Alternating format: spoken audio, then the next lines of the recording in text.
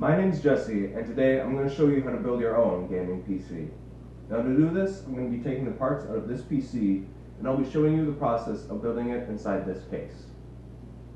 So these are the parts I will be installing.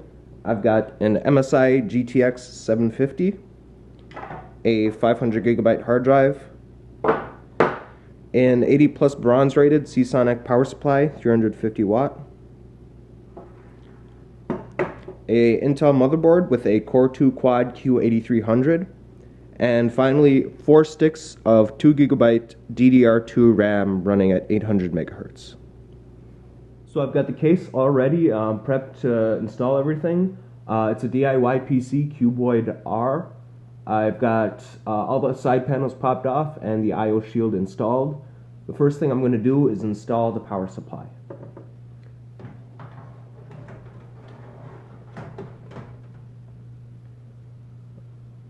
Line up all the holes and use the appropriate screws to install it.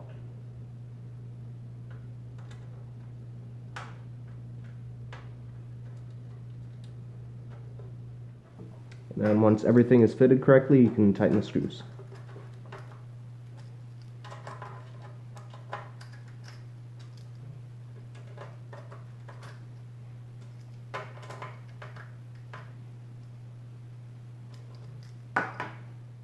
So after installing the power supply, I did some cable management. I routed some cables where I wanted to go.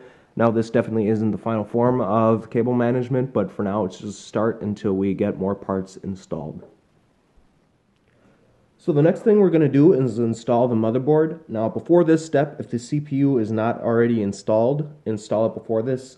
Same with the CPU cooler. You probably want to install that before you put it in the case, especially if it's like this case where there is no hole behind the CPU. To easily install coolers. And also before you install the motherboard, make sure that all of these standoffs are installed, screwed in tight.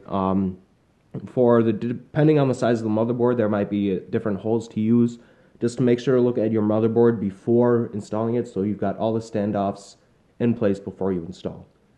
So what we're going to do is set the motherboard on top of the standoffs and push it back into the I/O shield. And then after we get all the standoffs lined up correctly, we're going to screw in the motherboard onto the standoffs. After you've got the motherboard pushed in correctly, lined up with everything that you want it to, you can start installing the screws for the standoffs. Just put them in for a little bit at first, and then you can tighten them up later, similar to what we did with the power supply. Now the next thing to do is install the RAM.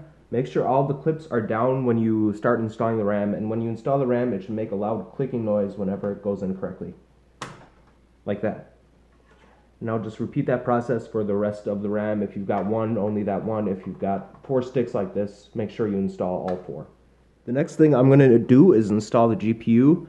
Now just like with the RAM, you should hear a click whenever the GPU goes in correctly. Most of them require a PCI Express 16X slot, so you'll find that one. In this case, that's the slot right here, the black one. Line up everything correctly, and then when you get everything lined up correctly, you should push it down and hear a nice click when it goes in.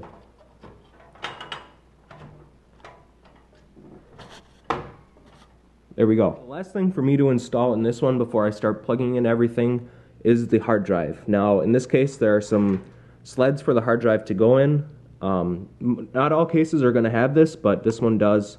So install the hard drive like that, put it in the sled and close it up when everything's in right. Then slide the hard drive back in where it's supposed to go. Now there's going to be 2 cables to plug into the hard drive. There's the SATA data cable, which actually transfers the data from your motherboard to the hard drive. And then there's also the SATA power cable. Both of those cables need to be plugged in so that your hard drive works correctly. So I've got everything together. Now the next thing I need to do is install the front panel again and get all of the cables down here plugged in. These are the USB headers, random front panel connectors like your audio and your power button. So that's going to be the next part. Okay, so for the front panel connectors, you're going to have various USB headers as well as your front panel connectors. Now for the USB headers, they just plug in whatever pins are labeled USB. There's a USB 3.0 jack on this computer case. I don't have a USB 3.0 header on this motherboard, so it's not going to be plugged into anything right now, but For the rest of the cables, we've got all of the random front panel connectors. These are really annoying to find everything on the motherboard, but just take some time, find the right pins for everything, and you should be good to go. So after you've got everything hooked up, you can put all the panels back on, power it on, see if everything works. Alright, so there you have it. Everything is installed. I know it's not the best looking PC. There's a lot of old aged parts in there, but it still runs all of today's games. Runs some of the last generation games flawlessly, so can't complain too much. Everything's done. Everything's working, and there you go. We have a new working PC, and that's how you build it.